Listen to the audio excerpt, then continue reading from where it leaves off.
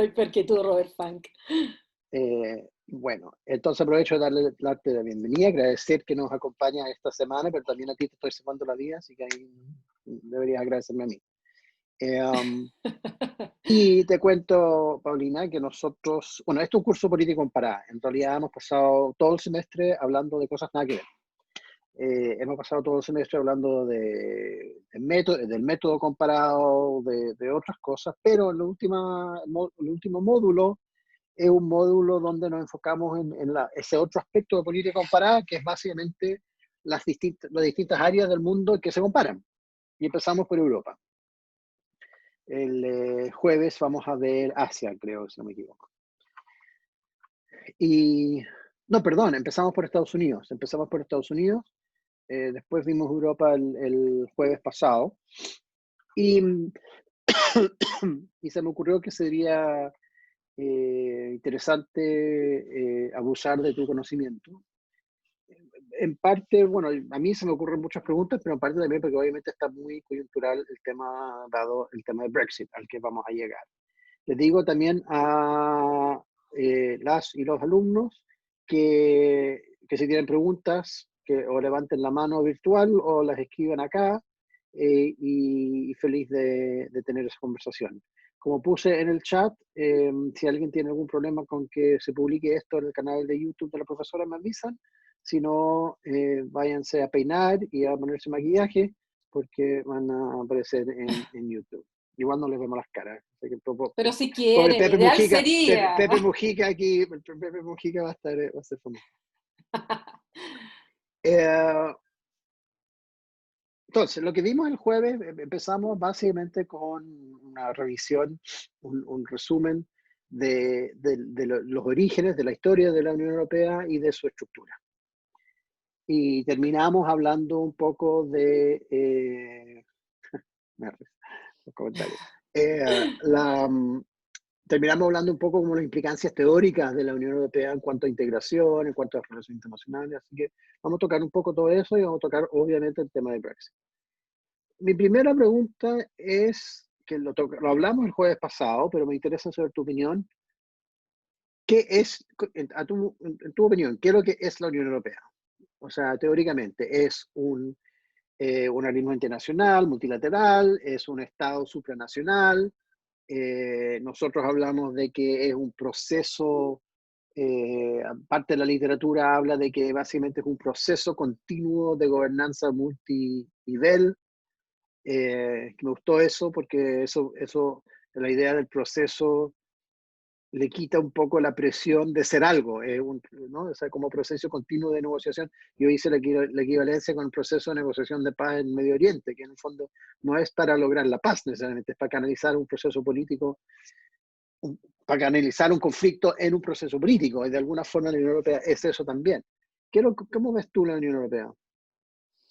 Bueno, Robert, primero muchas gracias por la invitación. Feliz de estar aquí. Estoy con los mismos alumnos y alumnas que la vez pasado, ¿no? Este es otro curso, para no repetirme. No me acuerdo. No, yo creo que fue otro curso. Ya. Yo creo que fue otro curso. Bueno, así es que nada, feliz de estar aquí y abierta a todas las preguntas que me puedan hacer. Mira, lo primero respecto a la naturaleza jurídico-política de la Unión Europea, yo te podría contestar con las palabras de cómo la calificó un presidente de la Comisión Europea, muy importante, que se llama Jacques Delors, que la calificó de un OVNI, un objeto político no identificado. Porque efectivamente no hay en la historia nada que se compare, ni jurídica ni políticamente, a lo que es la Unión Europea hoy. Nada en la historia. Y por lo tanto, es como lo voy a explicar súper brevemente, en el fondo es un híbrido, es un modelo sui generis, es un ovni político, es un objeto político no identificado, que es difícil ponerlo en alguna de las categorías tradicionales.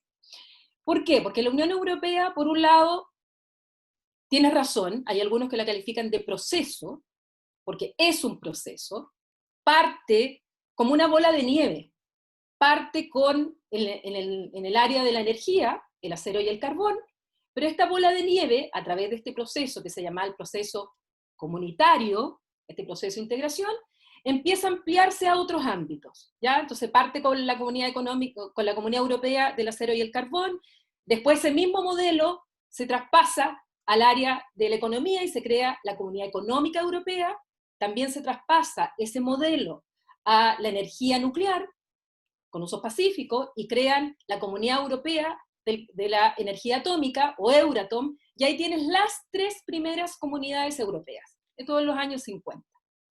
Y a esas comunidades, que partieron 6, de a poco, aparte de que se fueron ampliando, llegaron a ser 28, y hoy día son 27, además se fueron profundizando con el tiempo.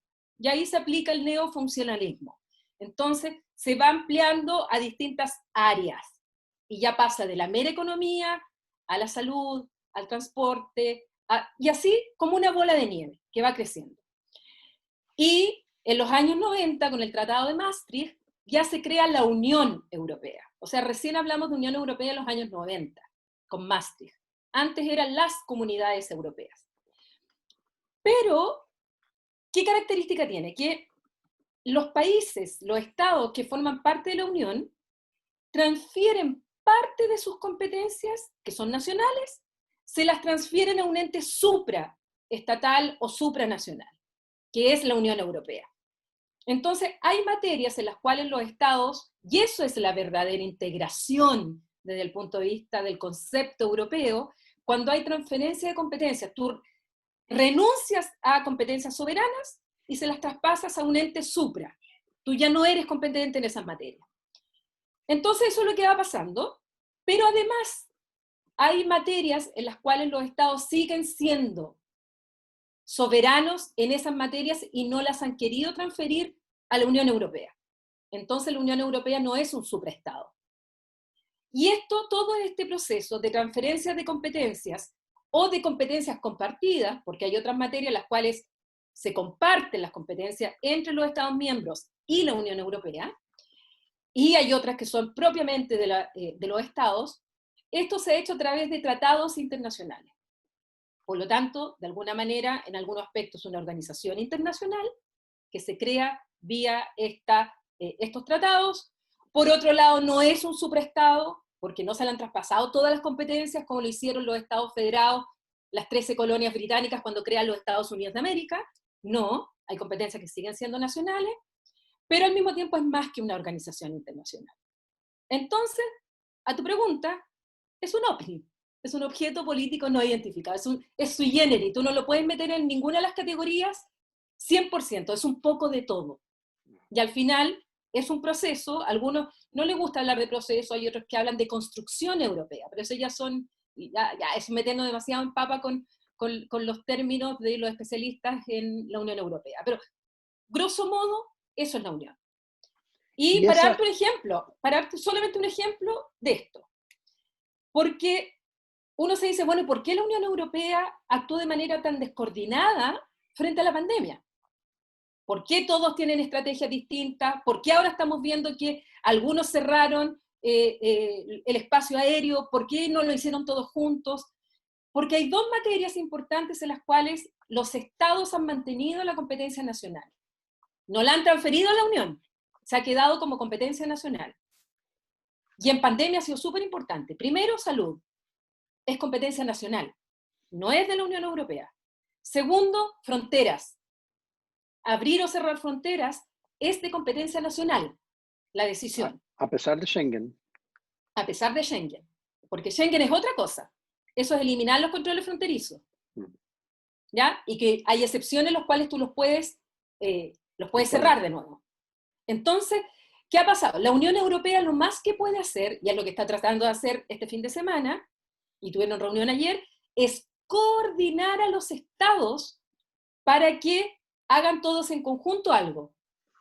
Pero la Unión Europea no tiene la competencia para decir, esto se va a hacer en materia de salud, esto se va a hacer en materia de cierre de fronteras. No, es competencia nacional. Lo más que puede es tratar de coordinarlo. A veces lo logra, otras veces no lo logra. Entonces ese es el ejemplo más claro que te puedo dar de este híbrido que es la Unión Europea. ¿Tú crees que esa falta de definición contribuye a la crítica?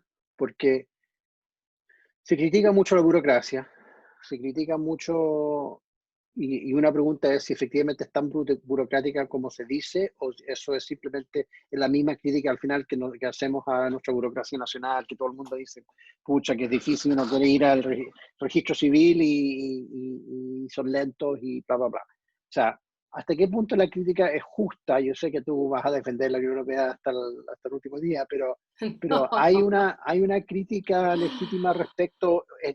Y yo creo que esto sale un poco por lo híbrido, ¿no? O sea, como ¿Sí? que la comisión y el comité y que el ta, y al final, para la ciudadana común y corriente, mira esta cuestión y dice, estos son puros burócratas en Bruselas y a mí no me afecta nada. O me afecta de una forma estúpida, por ejemplo, dicen que la salchicha no la puedo llamar salchicha porque tiene el 25,6% de pan. Ya. Lo primero es que, como académica, mi querido Robert, y por mucho que yo esté financiada por la Unión Europea en mis proyectos, he sido crítica de la Unión Europea cuando hay que ser crítica. Y creo que eso es una de las razones por las cuales justamente colegas europeos valoran que uno, mirando desde afuera, sea capaz de criticarlos también. Justamente esto de esta cosa híbrida, por un lado tú te encuentras con que efectivamente hay una visión de esta euroburocracia, estos eurócratas, estos que están en Bruselas, que tienen muy buenos sueldos, la mayoría, no todos, tienen muy buenos sueldos, además no pagan impuestos en Bruselas, porque todos ellos tienen además este estatuto particular que no pagan impuestos, entonces los ven así todos encopetados en esa burbuja que se le llama la burbuja de Bruselas. En parte es cierto, yo conocía bastante eurofuncionarios que no hacían nada y que muchas veces los tenían ahí como jefe y los pasaban de una unidad a otra. Bueno, pasa un poco como con los ministerios acá, que de repente estás en el Ministerio de Medio Ambiente y te cambian al segundo al Ministerio de Deporte y después del Ministerio de Deporte te pasan al Ministerio de, qué sé yo, de Vivienda, como si tú supieras de cada una de las competencias. Lo mismo pasa en la Unión Europea con las direcciones, ¿ya? A veces hay un director que tiene un puesto súper alto y está en la dirección de educación, y después por estos cambios políticos el mismo tipo lo pasaron y por contactos está a cargo de la dirección de deportes en otra dirección. ¿Cachai? Pasa eso, y eso también se critica, por un lado. Por lo tanto, los europeos no están exentos a todo esto que pasa, creo yo, en general, en las instituciones humanas. Del contacto, del pituto, de los partidos políticos, la influencia de los partidos políticos en el nombramiento de las autoridades, de los gobiernos, pasa mucho eso. Segundo, que en lo que es el mercado único, que es muy importante este tema, el mercado único, como en el fondo es un solo mercado, los 27 estados, los 28 antes, bueno, todavía el Reino Unido hasta el 31 de diciembre es parte del mercado único, es como si fuera un solo mercado de 580 millones de habitantes. Entonces, los estados ya no tienen normas nacionales, ellos le transfirieron esas competencias a la Unión Europea. Y es la Unión Europea la que establece las normas para ese mercado único. Entonces, todas las naranjas tienen que tener ciertas características para que puedan circular libremente en todo el mercado único. Que todo lo que sean los medicamentos tienen que tener una cierta certificación para que circulen libremente en todo el mercado único. Todas las maquinarias, etc. Hay normas únicas. Lo que ha pasado es que a veces la Unión Europea ha regulado cosas que aparecen ridículas y que esto lo aprovechan los euroescépticos, y lo ocuparon mucho en la campaña del referéndum, y cambian las cosas y dicen las cosas que no es verdad. Por ejemplo, tú tienes que haber seguido en el referéndum del Reino Unido, que se hablaba de que la Unión Europea medía cómo tenían que ser los plátanos, y que los plátanos tenían que tener una cierta curvatura. Si no tenían esa curvatura, los plátanos no podían entrar y no podían circular. O no se podía llamar plátano, había que llamarlo otra cosa. O no, claro, llamarlo de otra manera. Y, de hecho, la campaña del Brexit tomó el plátano como un ejemplo de la ridiculez de estos euroburócratas que se preocupan de leceras. O hubo una normativa ¿Y eso en no era la verdad? cual no era verdad en el sentido que no era el plátano que tenía que tener cierta curvatura.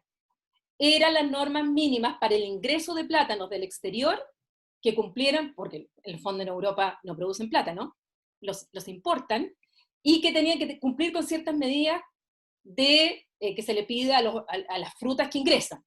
Pero no era que tuviera esa curva y medir, o sea, era ridículo. Pero sí han adoptado medidas, o sea, que la gente lo considera ridícula. Por ejemplo, que hayan dictado una ley o una normativa en el Parlamento Europeo que te regula el uso del alcúzar en las mesas de los restaurantes. Y que te decía que no estaba prohibido poner el alcúzar con sal y aceite porque por medidas de salud. Entonces, si te ponen eso, porque para que la generalmente gente si no tú lo pones... más sal o aceite en la comida. Claro. Entonces, ¿qué es lo que sale? Miren las tonteras que se preocupa la Unión Europea cuando estamos con problemas de desempleo y ponen eso como ejemplo. ¿Es verdad que regularon el alcúzar? Es verdad. Lo hicieron por razones para bajar el tema de la obesidad, el problema de qué sé yo, todo lo que provoca el exceso de sal, y que si tú quieres sal tienes que pedirla.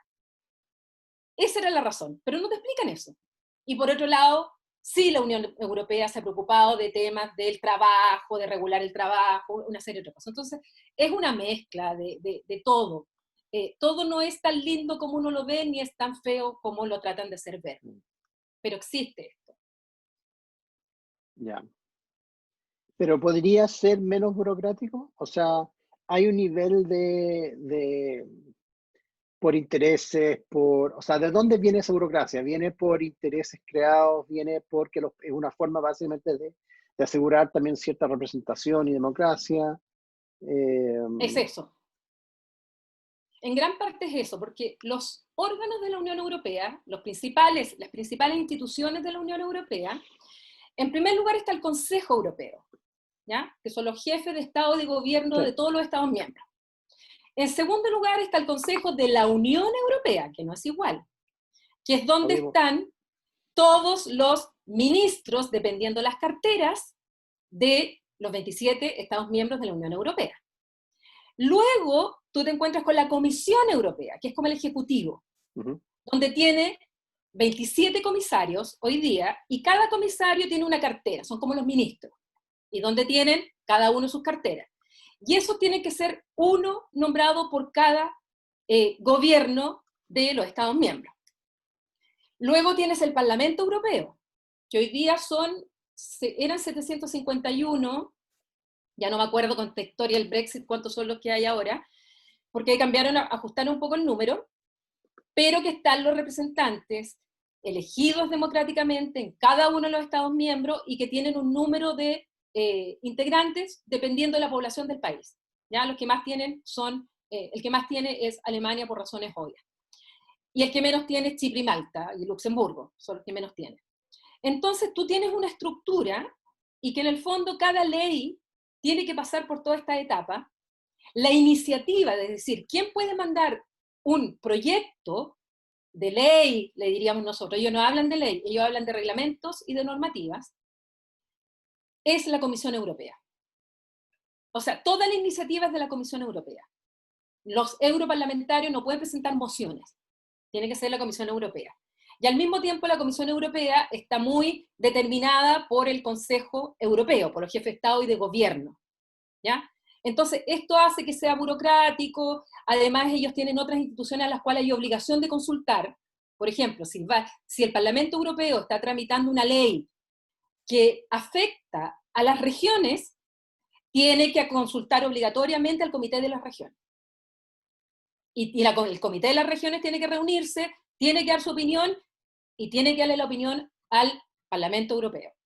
Entonces, piensa que están regulando a 27 estados. Si ya es difícil, nosotros tenemos lo mismo, cuántas comisiones mixtas y todo, apliquemos la misma lógica, pero para un ente que son 27 estados y una estructura enorme. Entonces, eso pasa. Y lo otro que pasa, y por eso también hay muchos euroescépticos que plantean esto de la euroburocracia, que no sirve para nada, que se preocupan de pura lecera, porque además, tanto los europarlamentarios como los propios jefes de Estado y de Gobierno, muchas veces son súper desleales en el discurso con la Unión Europea.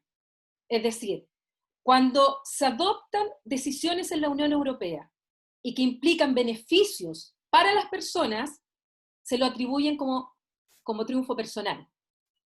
Entonces dicen, es el gobierno español, es el gobierno francés, y no dicen que fue una decisión de la Unión Europea y que se hace con fondos europeos.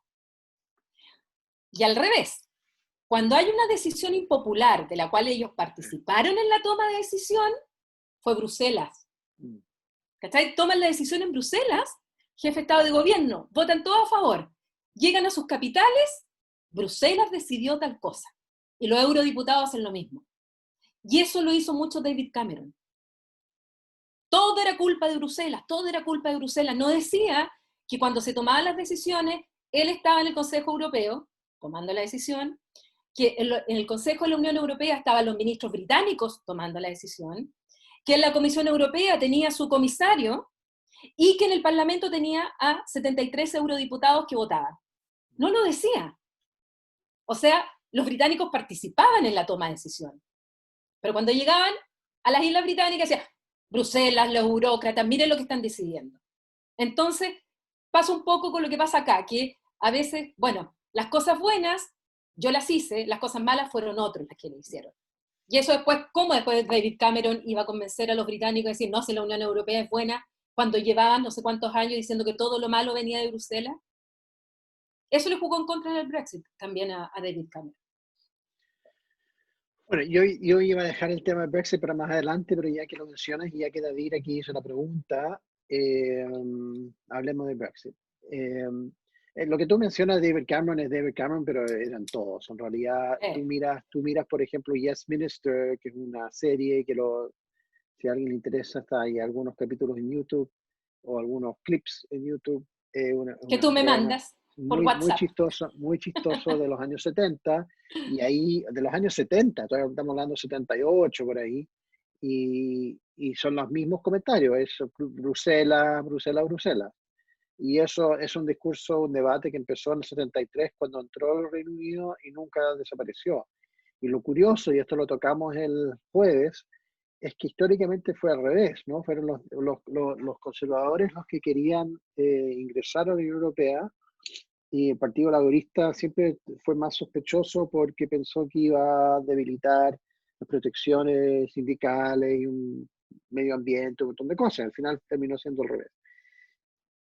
Pero el grupo anti-europeo, el euroescepticismo, el Reino Unido existió desde el comienzo. Y si uno mira las obras de Shakespeare, incluso ahí hasta si uno mira obras como Enrique V y otras. Así que es una larga tradición que básicamente viene del hecho de que son una isla. Y por eso también es tan irónico, es tan, no sé cuál es la palabra, como divina justicia casi podría ser, que la pandemia las haya afectado tanto, porque esa es la mentalidad de isla, la mentalidad de protegerse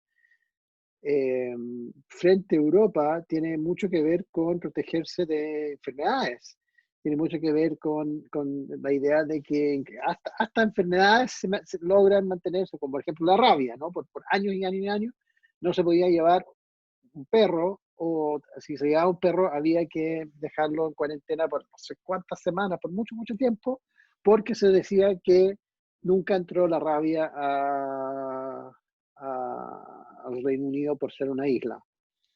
Me resulta, yo sé que cuando un colega mío se fue hace poco, pudo llevar su perro sin ningún problema. Pero hablemos de Brexit entonces. Primero, ¿a dónde estamos? Todos sabemos un poco que hay un tremendo lío, todos sabemos un poco que ya estamos, el reloj está ya peor que el Big Ben en Año Nuevo, estábamos a punto de llegar, pero ¿llegar a dónde? ¿A dónde estamos?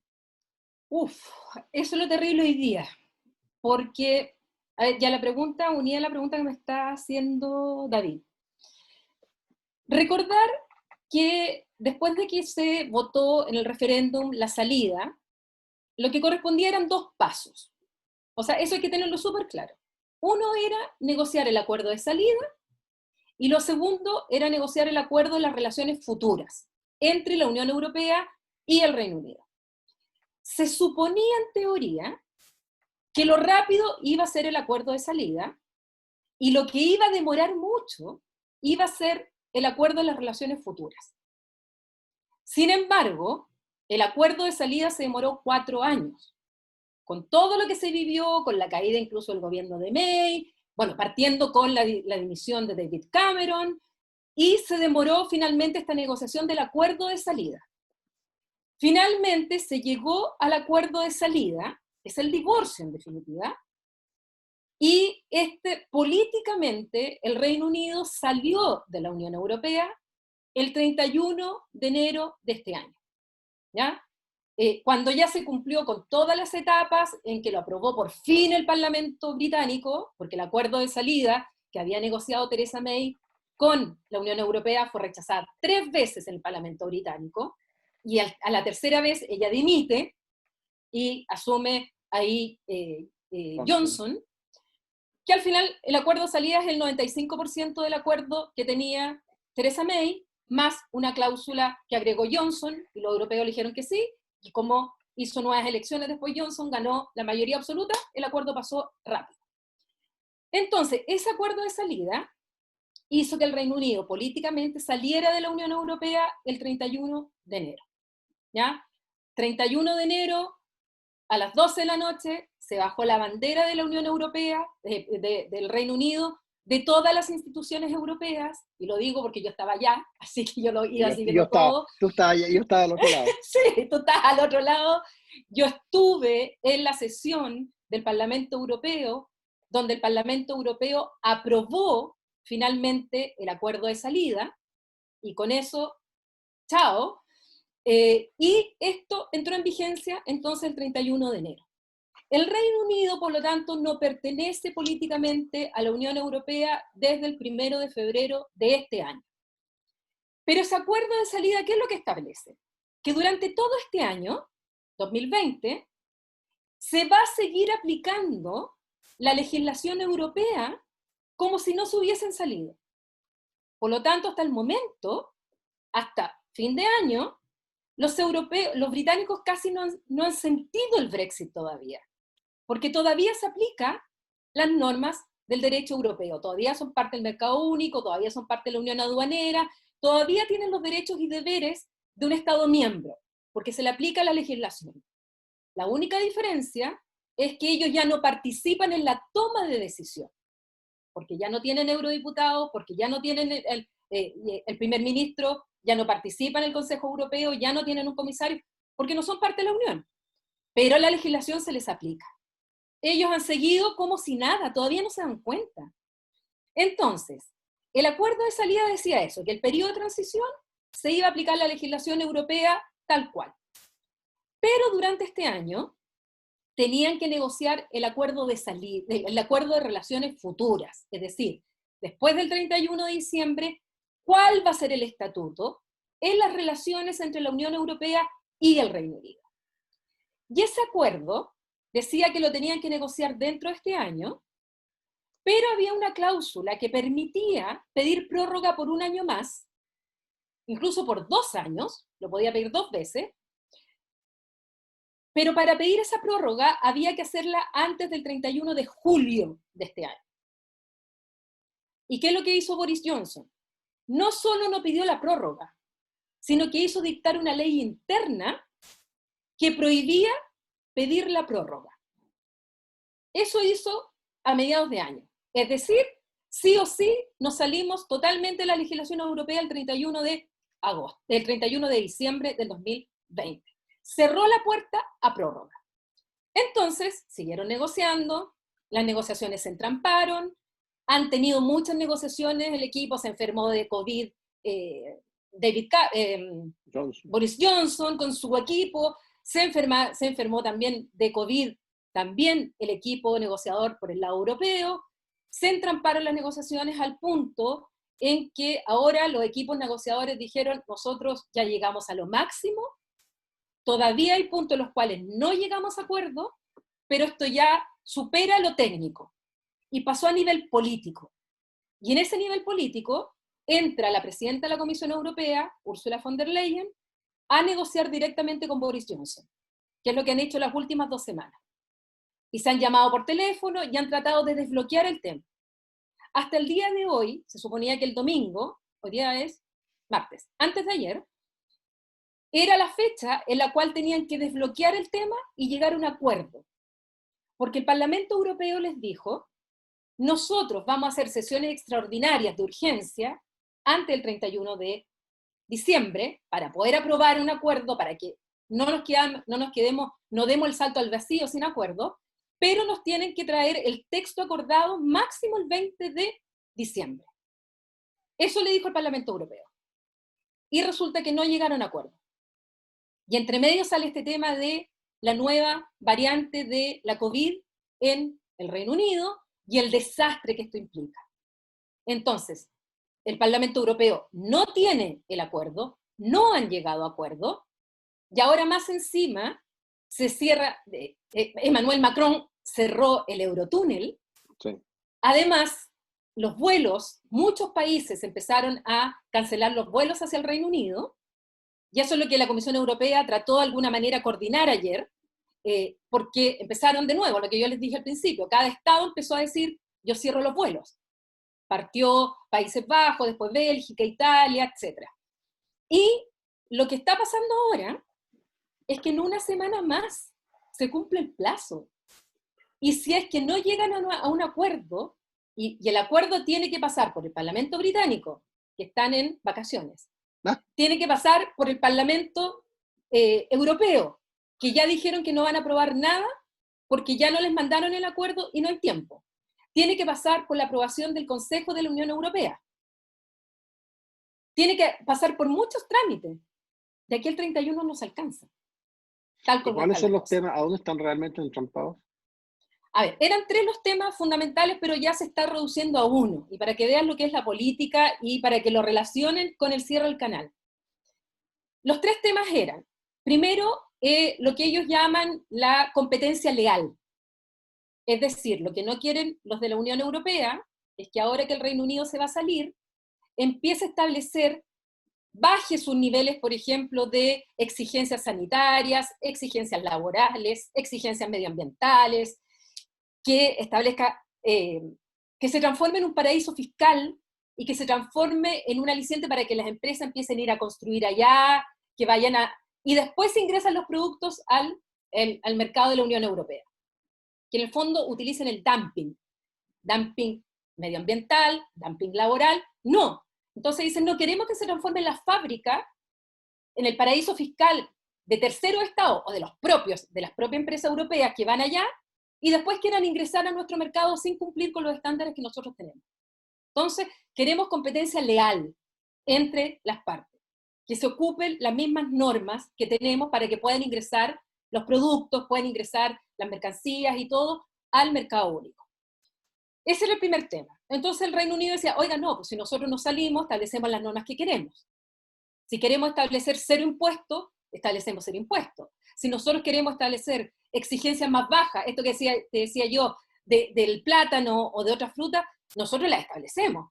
Entonces la Unión Europea le dice, entonces no hay acuerdo. No van a poder ingresar acá, porque si no, terceros estados van a entrar por ustedes, y van a entrar con condiciones más bajas acá. No, queremos el mismo nivel de competencia. Ese era el primer tema.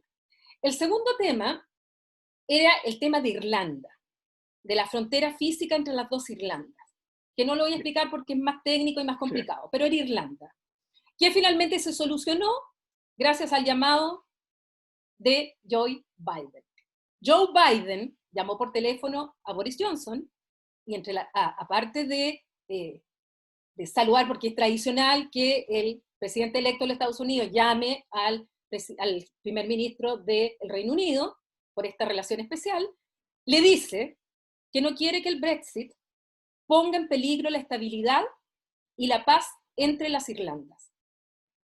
Y le estaba diciendo indirectamente, no siga jodiendo a la Unión Europea con el tema de las fronteras con Irlanda. Porque eso es lo que había hecho, había dictado incluso una ley interna que violaba el acuerdo de salida respecto a las fronteras con Irlanda.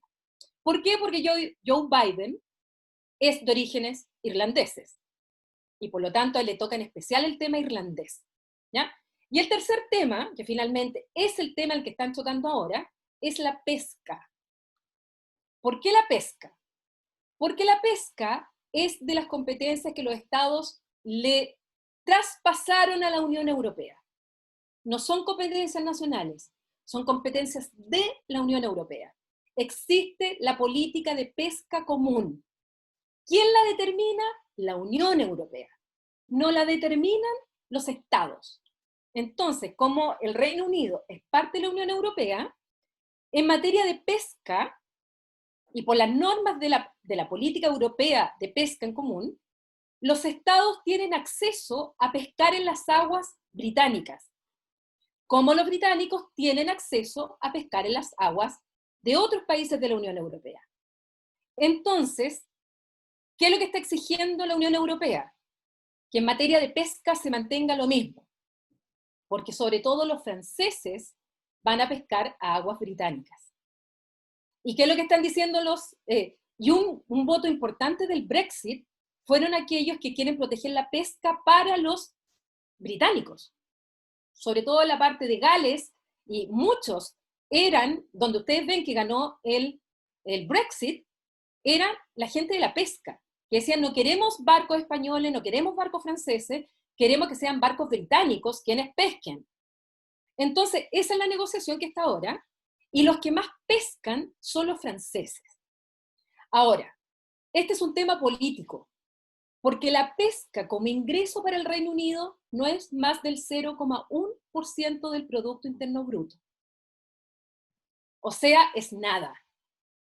Pero el permitir que barcos franceses, saliéndose y habiéndoselos prometido el Brexit, aquellos que les dijeron, oye, nos vamos a salir y no van a haber más barcos franceses pescando en nuestras aguas, hoy día están exigiendo eso. Y la Unión Europea le está diciendo, no, queremos acceso a las aguas tal cual como estamos. Y la pelea en el fondo, ¿quién está bloqueando? Es Francia. Frente a, no es tanto Bruselas hoy día, es Emmanuel Macron quien está presionando para tener acceso a las aguas británicas. Entonces, ¿por qué lo uno al canal al cierre del Eurotúnel y a las medidas que Francia ha anunciado que van a controlar, que no van a permitir los ferries, que no van a permitir nada durante estos días? Porque en el fondo algunos están leyendo políticamente como que Emmanuel Macron le está diciendo a Johnson, esto va a pasar si usted no desbloquea el tema de la pesca. Esto va a pasar.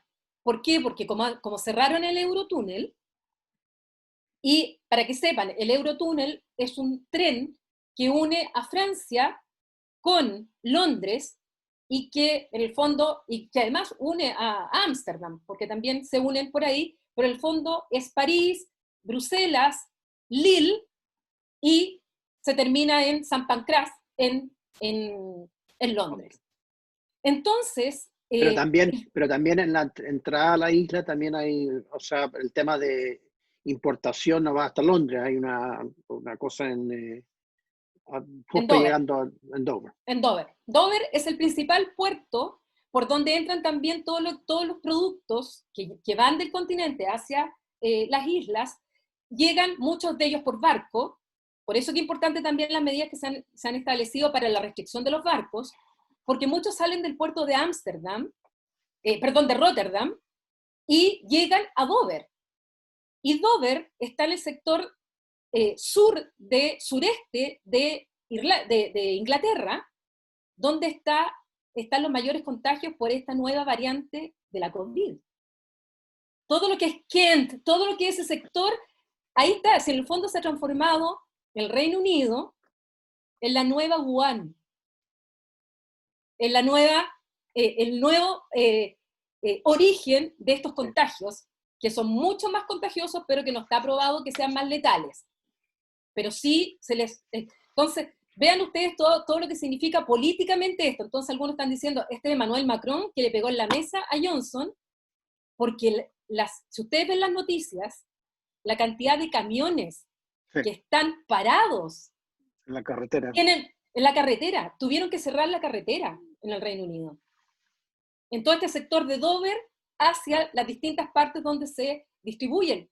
Entonces, lo que ha pasado ahora es que este es un adelanto dramático de lo que sería un Brexit sin acuerdo, Y además, con esto de cerrar todo el espacio aéreo, cerrar el tema del Eurotúnel, cerrar el tema de los barcos y todos los ferries que transportan, y en el fondo, y bien lo sabe mi amigo Robert, que hubo un título de un diario hace mucho tiempo que decía cuando hay, ¿cómo se llama?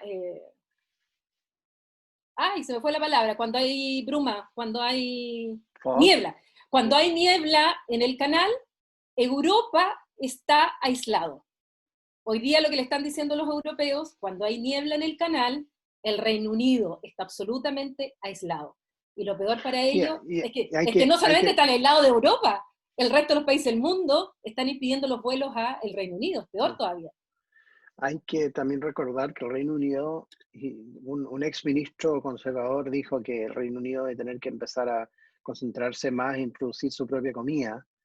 Pero como tú bien dices, los plátanos no crecen. O sea, hay muchas cosas, sí, pues tienen algunas cosas que, si uno piensa en qué ha sido cómo se han alimentado tradicionalmente, Inglaterra es famosa por tener mala comida, que yo creo que es un mito, pero en parte es famosa por tener mala comida porque históricamente simplemente no que producían cordero, algo de carne, pero poco, pan y papas. O sea, no es un país que produce algo de leche, algo de queso, pero no produce mucha fruta, no produce muchos vegetales, no produce todas las cosas que hoy en día, después de 40 años, 50 años de ser miembros de la Unión Europea, están acostumbrados. Y eso algunos lo entienden, pero otros se van a dar cuenta. Yo creo que Macron y los también están apretando por ese lado, y también es una como curiosidad histórica que todo esto ocurre durante Navidad, porque se van a dar cuenta que esto les va a apretar ahora de forma directa. Y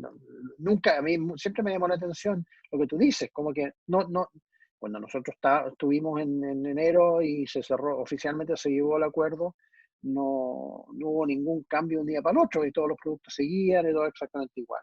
Una anécdota sobre ese día, que Johnson hizo un gran show y a las 12 de la noche venía la fecha, iban a tocar las campanas de Big Ben, pero Big Ben estaba siendo refaccionado, entonces tocaron una grabación de las campanas. Entonces mucha gente comentó que esto de alguna forma era simbólico de cuánto había caído el país, de que ni siquiera en este momento de marcar la independencia, al final estaban tocando una grabación.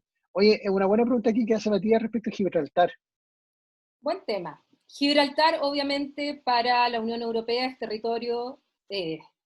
no, estoy confundiendo con las Malvinas. Es un territorio disputado entre dos Estados miembros de la Unión Europea, porque tanto España como el Reino Unido consideran que son los soberanos de Gibraltar. Y es un tema el cual la Unión Europea no se ha metido, y la Unión Europea sencillamente dice, este es un tema entre Estados, como ambos Estados eran parte de la Unión Europea, y había libre tránsito, había libre todo, no había problema. El problema va a ser ahora, en que, y está haciendo ahora, en que Gibraltar quedó con un estatuto especial.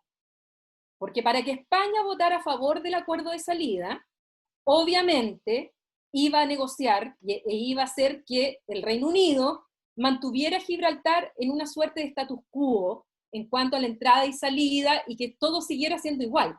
Porque hay gente del sur de España, sobre todo de Cádiz, etcétera, que trabajan en Gibraltar. Algunos van y vuelven durante el día. Es un ir y venir donde hay, digamos, control fronterizo, pero como eran parte de la Unión Europea y eran comunitarios, era muy rápido. Bueno, ahora el problema está en que se llegó al acuerdo, en el acuerdo de salida, que eso iba a seguir igual, porque si no, España iba a votar en contra del acuerdo de salida, entonces fue la negociación. Por lo tanto, el control de lo que significa Gibraltar está en la práctica a cargo del Reino Unido, con este acuerdo, semiacuerdo con España, pero los vuelos del Reino Unido están prohibidos para Gibraltar. Y pero ahora, por el dicho. ahora están prohibidos para Gibraltar. Entonces, ahí hubo un problema. Además, en Gibraltar ganó por el 99% de los votos el quedarse en la Unión Europea. Y se vieron arrastrados finalmente por el tema del Brexit como ahí se aplica en definitiva en la realidad un gobierno pro británico en el fondo. Bueno, ellos votaron favorablemente, pero 98-99%, porque a ellos no les convenía para nada salirse de la Unión Europea. Si ellos viven de España, viven de la frontera con España, entonces eso es lo que está, y ahora si hay un Brexit sin acuerdo, ahí va a haber un problema político, porque si no hay acuerdo, ya no va a seguir rigiendo el acuerdo de salida, ¿y qué va a pasar?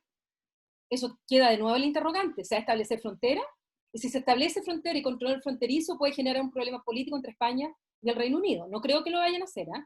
Porque, y para la gente que vive viajando. Por eso, la gente que vive viajando, desde el Peñón hasta ciudades españolas, viceversa. Entonces, en la práctica eso se va a solucionar, pero políticamente también es un tema complicado con este Brexit.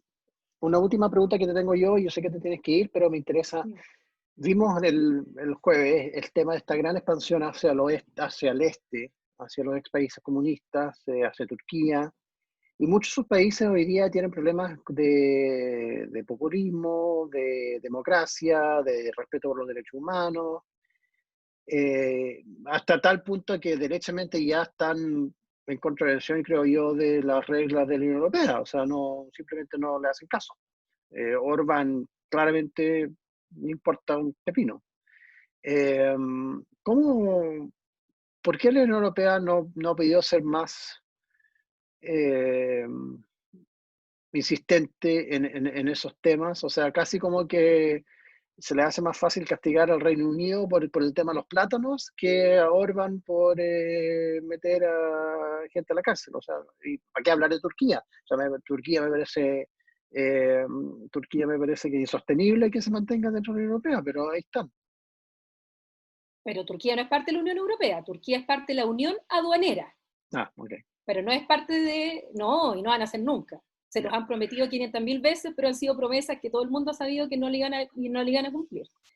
Y en el caso pero ese es mi punto, que se supone que esa promesa siempre era una especie como de zanahoria, sí.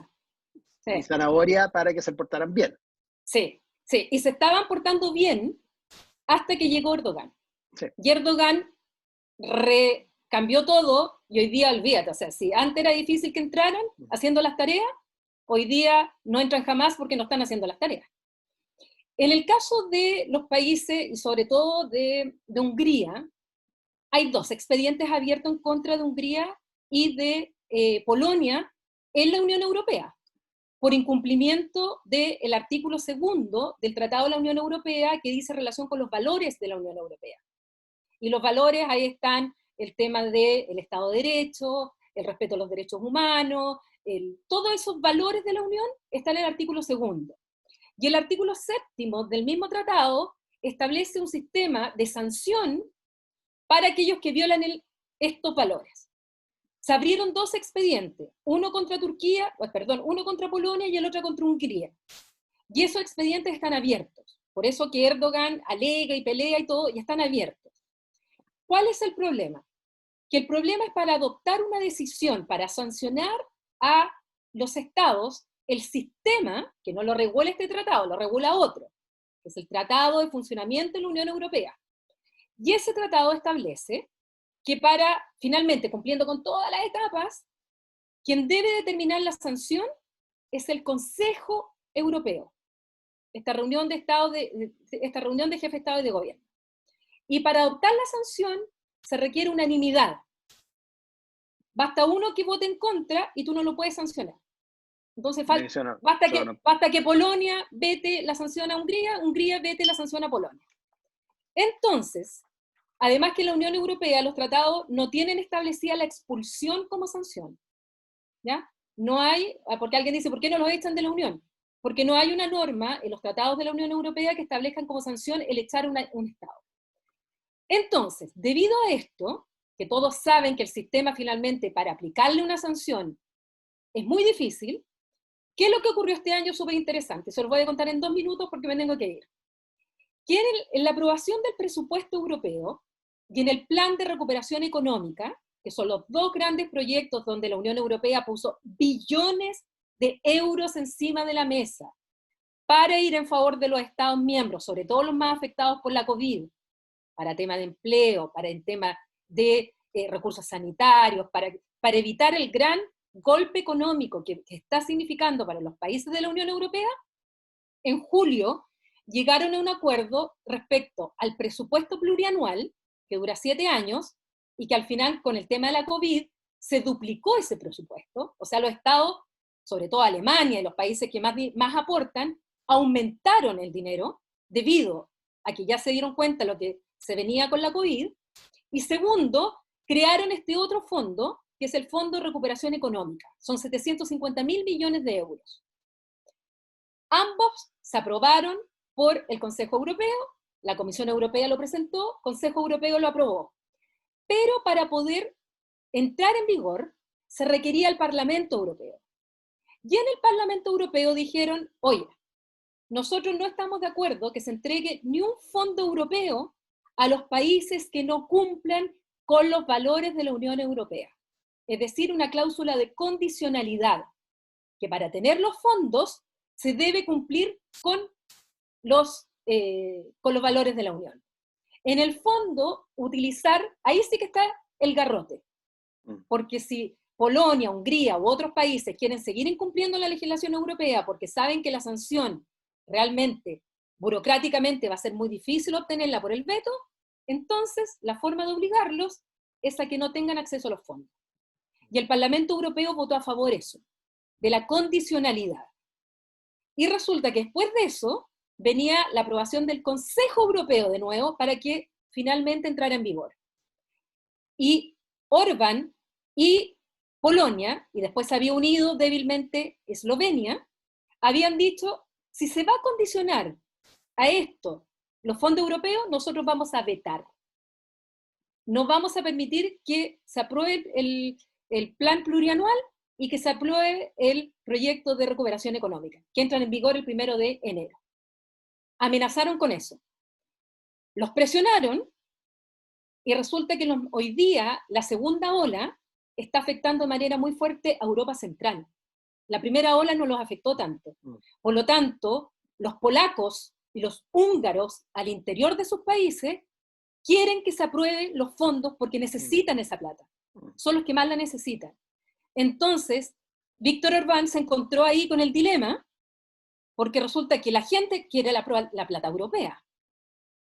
Y finalmente no van a vetar, no lo vetaron ya, y se aprobó, y ahora van a estar sujetos a una condicionalidad. Y por otro lado, y con esta noticia termino, la oposición entera en Hungría se puso de acuerdo, ayer o antes de ayer leí la noticia, para presentar un candidato único a las próximas elecciones en contra de Orbán. Toda la oposición. Como producto de esto. Como producto de esto y como producto ya de todo lo que ha ocurrido en Hungría. Y la capital de Budapest, el alcalde es de oposición. O sea, ya ganaron en la capital.